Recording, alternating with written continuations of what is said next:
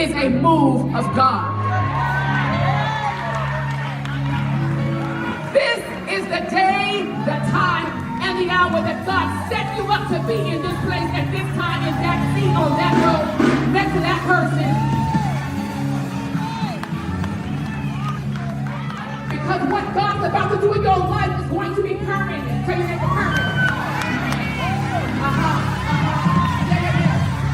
God is breaking cycles. He's breaking curses. And because He is dislodging you from your someplace. And it is going to be permanent. Yeah, permanent.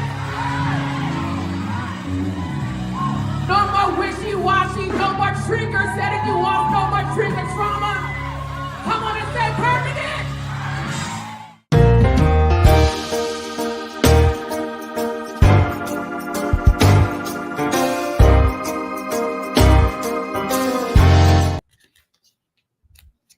Good morning, everyone. Hello, greetings, and God bless you. Happy day 7. If you are just joining us and you are not aware, we are in a daily decree series for what we are calling and decreeing to be November, not November, where we are believing God for all things new to be happening for us starting this month of November. I am Dr. Joyce Gilmer, preacher, teacher, prophet, dream activator for women of faith in ministry and in business. If you are a woman of faith in ministry or marketplace or desire to be, I am the coach that helps you identify your purpose, get clear about that, and learn how to profit from your passion in the ministry and marketplace spaces that you are called to serve in. But that's not why we're here today. We're here today because we are doing day 7 of our monthly decrees. And I believe that God has given me a word to encourage you all today. I am tearing up this morning, which is coincidence, actually, because I'm going to be talking about tears today. I'm tearing because I have a fan on, not because of any other reason today. But I want to talk about tears today. And this decree that we have for today is actually surrounding the topic of tears. Day number 7, our decree today is couched in several scriptural references. And so I want to bring to your attention the scriptures and places, not all of them, because there's a plethora of them, but just a few to get you started on your journey today around tears and the significance that they hold for us as believers, in particular, that God has given us a unique access through our tears. So y'all hang on with me just for a moment. I might be already losing some of y'all, but I want you to hang on just for a second, to stick with me. So today's decree is that the Lord hears my cry and wipes away my tears. I'm saying that again. The Lord hears my cry and wipes away my tears. So you know that we don't just decree, that we have established that as we are decreeing, that it's not a magic formula that we get to just speak out of our mouth and then boom, God goes and does it.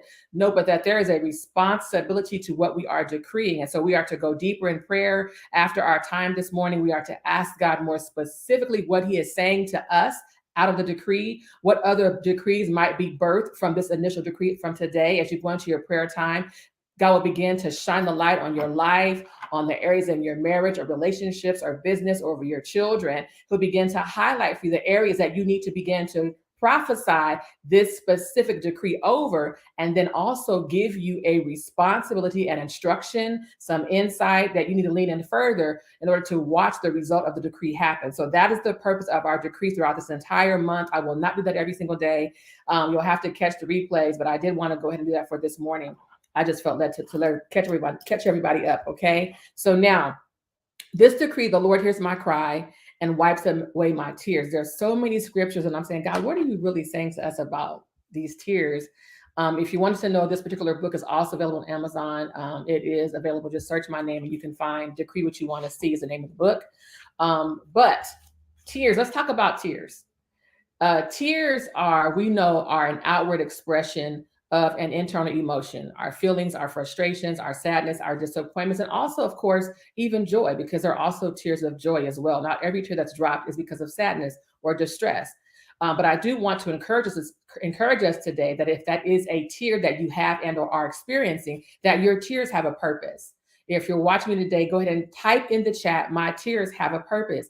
And so I want you to see this and just some of the scripture references that I will highlight today. Again, there's so many, and you'll have to do your own research.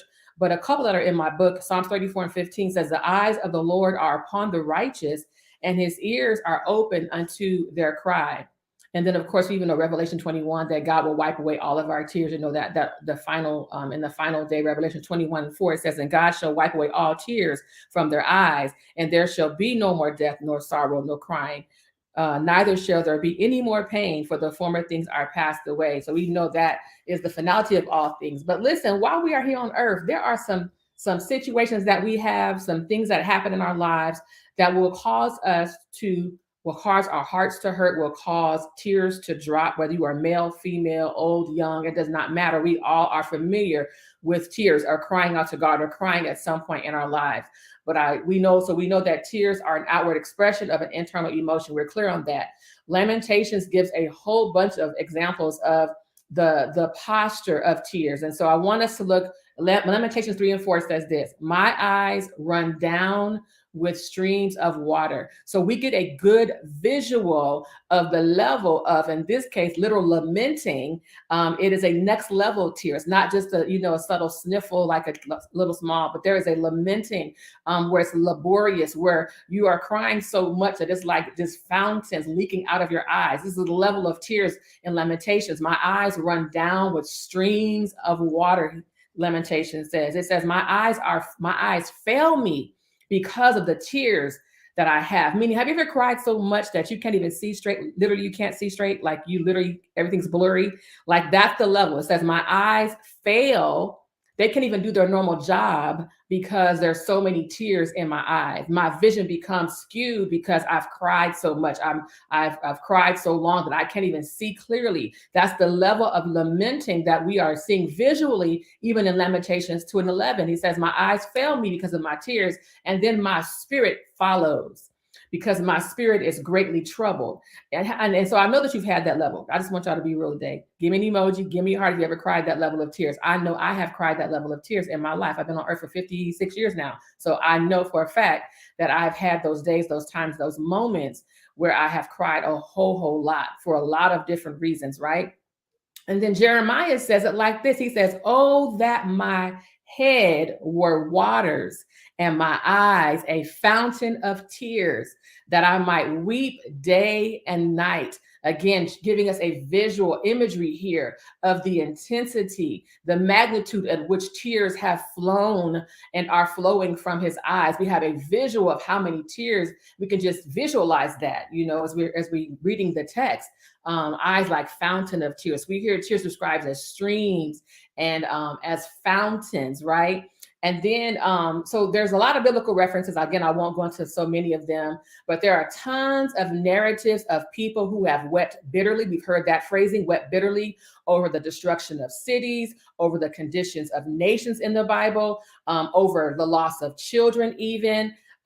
We've seen witness in the Bible tears at altars, tears at the of desperation, of weeping and wailing over nations, over children, over people, over daughters that they desire to be healed. So we see tears all throughout the Bible.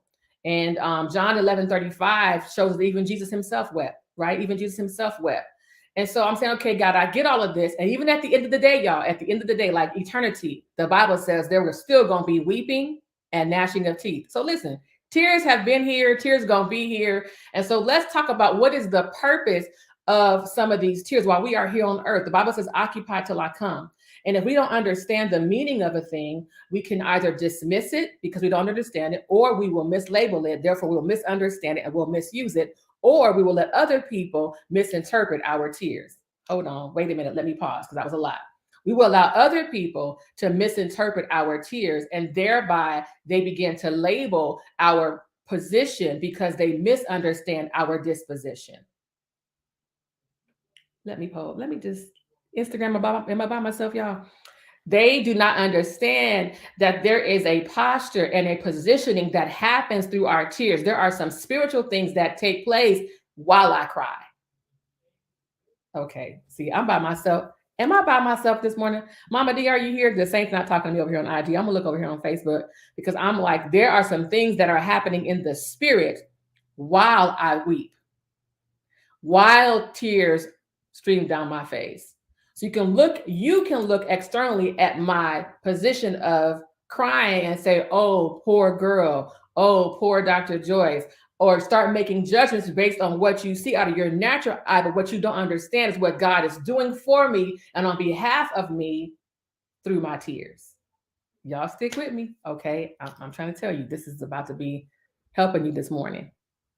Okay. And so I said, Lord, what is it that you want me to derive from this particular decree today so I can get up out of here? I'm supposed to be here about 15 minutes. So this is what he told me to tell y'all. He told me to say to you two things. I'm going to say the second one later. But what he's sharing with us right now is don't be ashamed of your tears. Do not be ashamed of how you've cried, how you may be crying right now. Don't be ashamed of your tears, but rather recognize the purpose of them. All right. So I'm hoping to kind of highlight the purpose of the tears. That's what I'm trying to get to this morning. I need you to understand that your tears set the stage for God's response and his rescue. Okay. Wait a minute.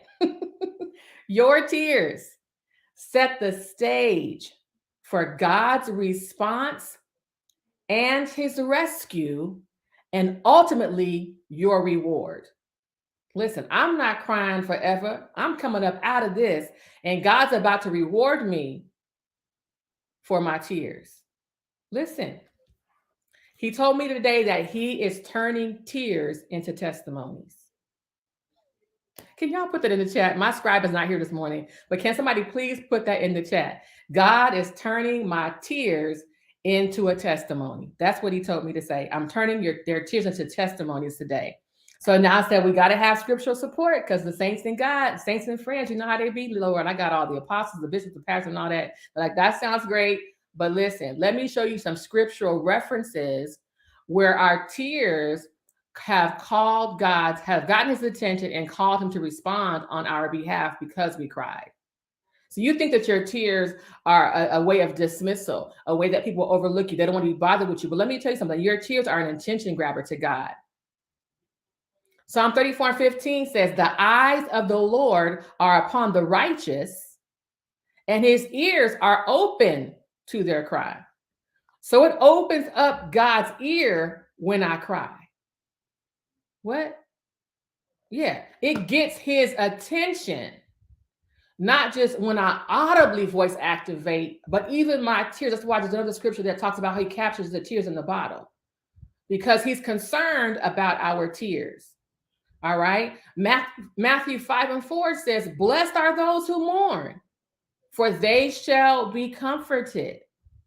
Not cursed, not, oh, pitiful mourner. No, there is a comforting that is waiting for me on the other side of these tears.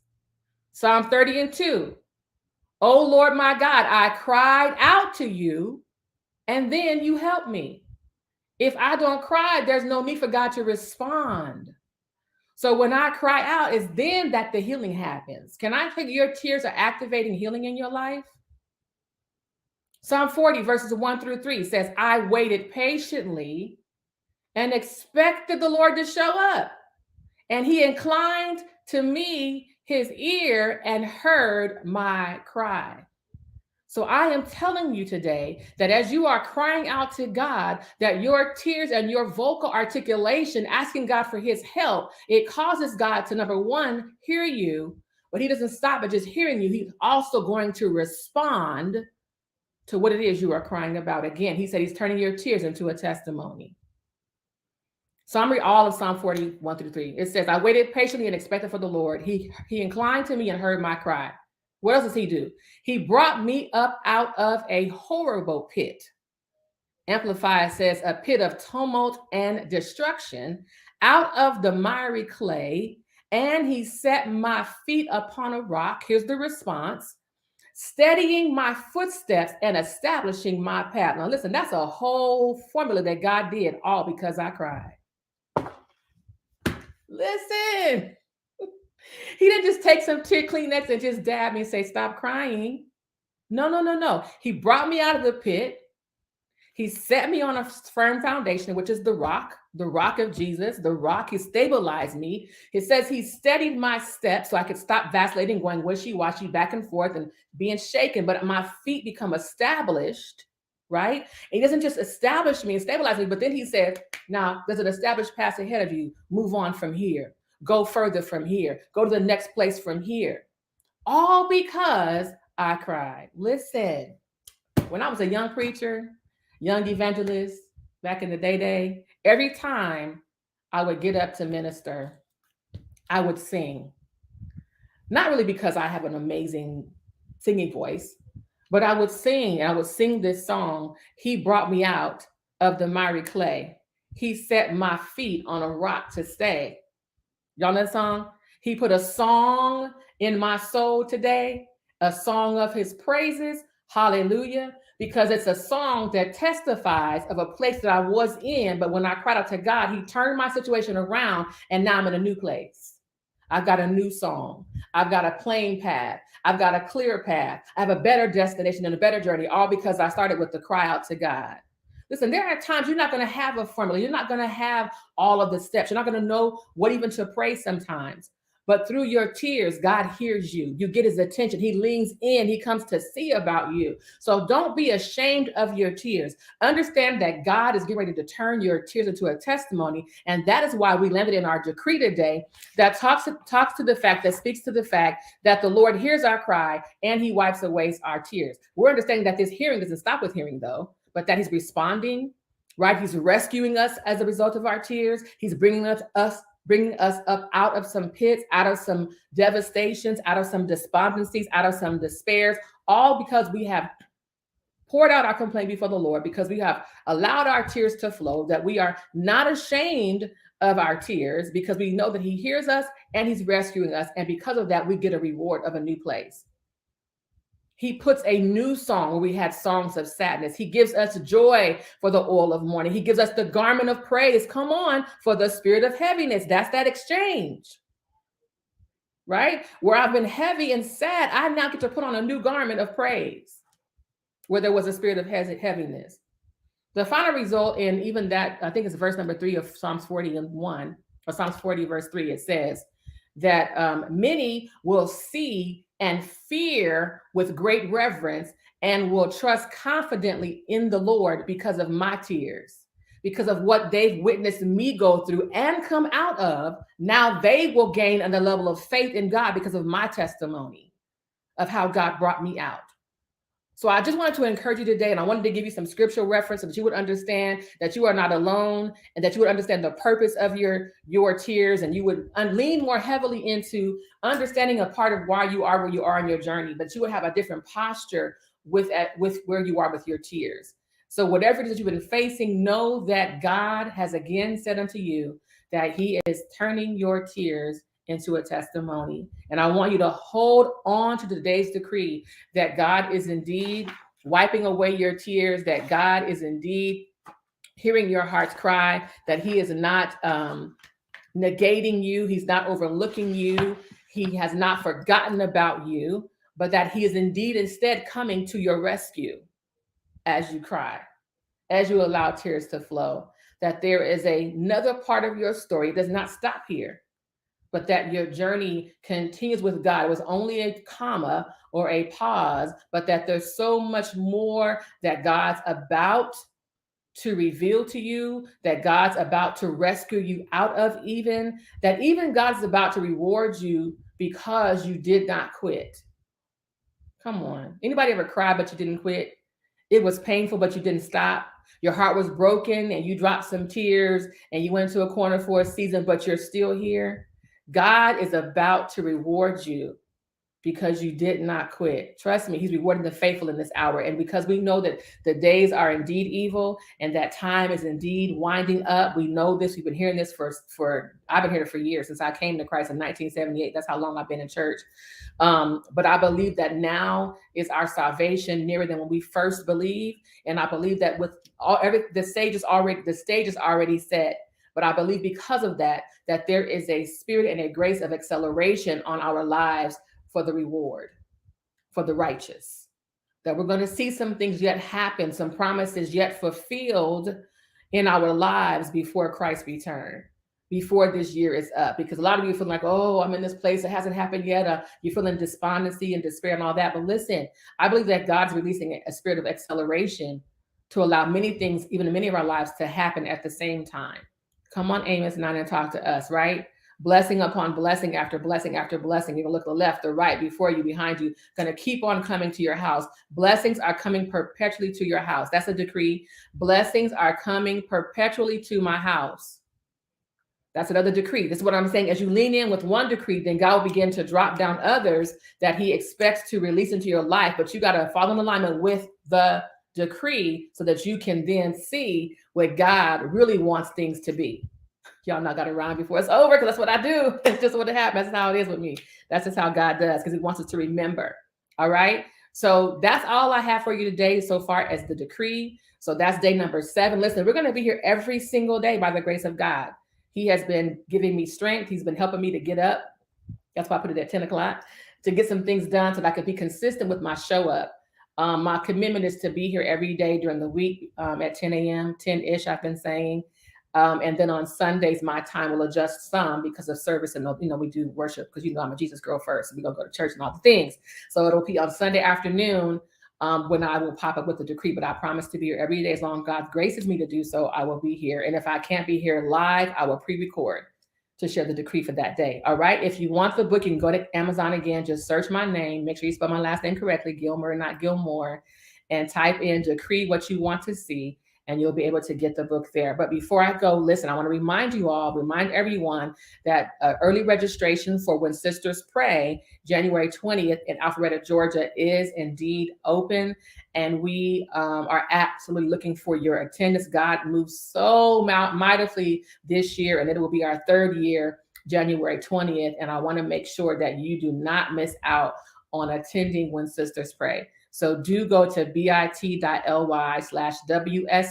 2024 to get your early registration. Early VIP is open. Early general rate is open. Early registration is set to close on next week on the 17th, and I do not want you all to miss out. We are adding a VIP lounge this year because we want to treat our VIPs a little extra special. We are including your t-shirts this year with your investment. We are including a lot of just goodies for you all. So I want to make sure that you don't miss out on the move of God. Our theme this year is restored to be released, because it is our time. It is our season to get away from fear and step fully into the fullest expression of what God has called us to do and to be. Listen, husbands, send your wives, put her on a plane, give that woman of God a break, and let her land in a safe space with other women in ministry who are leading, who are preaching, who are pastors' wives. I'm doing this with my co-hosts who are pastors, prophets, women of God that I trust with integrity, that have their own established ministries and own established events.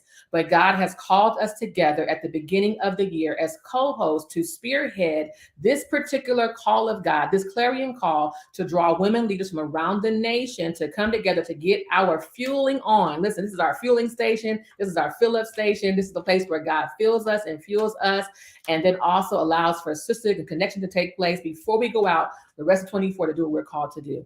And that's the paradigm around this, and that's what God has called us to do with this. This is the mission and the mandate. And I don't want anyone that's supposed to be in this place to miss out on what God is doing with this move of God. People came from all over the nation and this year, and we even had Australia and South Africa tapping in virtually this year. And God has told me for 2024, he says to go bigger, go bolder, and go broader. This is why you see us in all these bright, beautiful colors that you see us in now, because God says go bolder and go broader. We are not doing the fatigues this year, but we still going to be warring. Trust that. We know how to war and be cute. Don't we, Pastor Nedra? We know how to war and be cute. And we will take our shoes off and pull our earrings off and roll our sleeves up and still do what we need to do in the heavenlies for the sake of God's daughters that would be in the room. So listen, I'm just trying to tell y'all, it's a place of impartation, of preaching, prophecy, encouragement. I mean, it's just a powerful move of God. And so I expect to see you all there. Make the investment. You charge everything else. You pay $300 for your weed, $400, for all this extra stuff that is going to be here when you die. But what about your soul? What about your assignment? What about your mission? What about your mandate? And that is the place you need to begin to invest in, because that's the only place you're going to get a guaranteed ROI. Listen, this is why you're not paying for registration. You are investing in your calling. You are investing in your assignment, because when you invest, you can expect a return. When I pay to get my hair done, guess what? It sweats out anyway, and I got to pay again and keep on paying and keep on paying. But when you invest in your soul, when you invest in your assignment, that is the only place that will be multiplied, that can increase, that can keep on growing, that God will keep on blessing. And so that's the difference. So I don't want you all to be like, oh, I got to pay. No. You're investing. You are investing in what God has called you to do. And I promise you that you're going to be blessed by what happens in the space of When Sisters Pray. So we'll see you there. The link is written there on the lower third, but it will also be posted on my page. You'll see the flyer with us there on all of our pages. Probably you'll see the flyer that's present. It'll look just like that right there. If you're on Facebook, you can see the flyer. These are all of my amazing co-hosts, Dr. Nedra, Dr. Darlene, Prophetess Carla, and Apostle Kimberly Jones. I'm trying to tell y'all, when we come together, the Apostle Kimberly says, when we come together, the only rules are there are no rules. And so this is how we roll when we show up in the place together. So I don't know what God's going to do. We're just asking him to rest on us again, to breathe on us again, to fall on us again. And so we are just expecting for God to move in the place. And so we will be coming live together. We want to talk with you all together on next week, I believe on next Tuesday. As a matter of fact, we're going to be coming together as co-hosts, because we have a lot we want to share with y'all. And so I just want you guys to get excited and get ready to even receive all of my co-hosts on next week when we show up on, I'm going to say Tuesday. I'm pretty sure it's today, Tuesday at 7 p.m. All right. So God bless you. We love you so much. And we will see you all tomorrow. Thanks again for being